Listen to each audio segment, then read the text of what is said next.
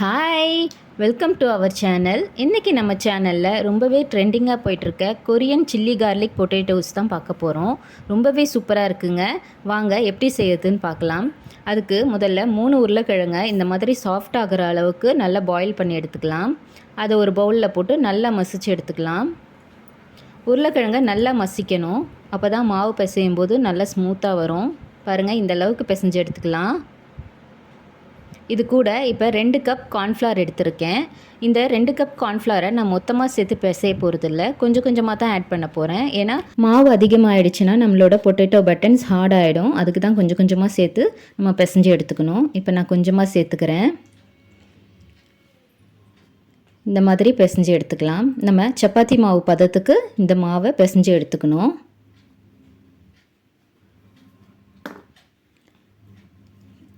கொஞ்சம் கொஞ்சமாக சேர்த்து மாவு நல்லா பிசைஞ்சு எடுத்துக்கிறேன். பாருங்கள், இந்த அளவுக்கு நல்ல மாவு சாஃப்டாக பிசைஞ்சு எடுத்துக்கிட்டேன். மாவு சாஃப்டாக இருக்கணும்.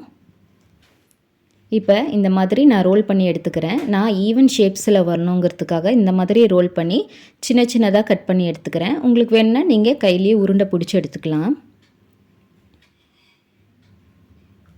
இப்போ நம்ம கையில் நல்ல எண்ணெயை அப்ளை பண்ணிக்கலாம், இல்லைன்னா கையில் பிசு பிசுன்னு ஒட்டும். இப்போ ஒரு உருண்டை எடுத்து நல்லா உருட்டிக்கலாம்.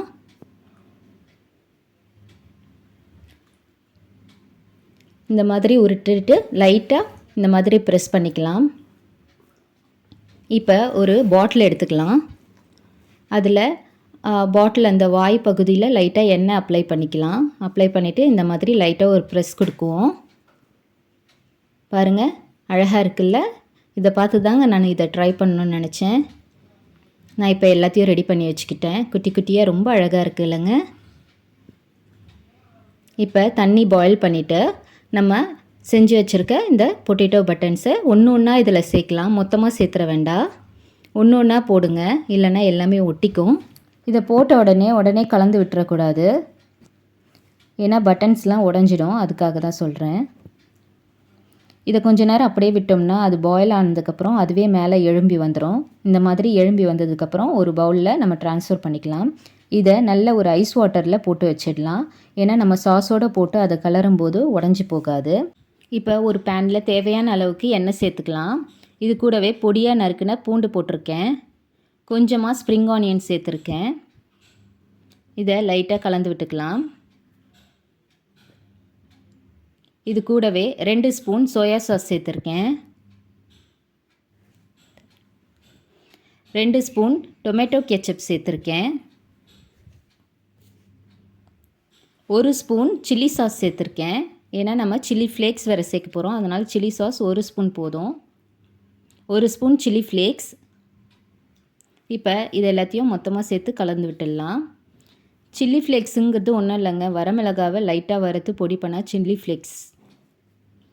இப்போ இது கூடவே நம்மளோட பட்டன்ஸ் எல்லாம் சேர்த்துடலாம். தண்ணியெல்லாம் வடிச்சிட்டு சேர்த்து விடுங்க. லேசாக கலந்து விடலாம்.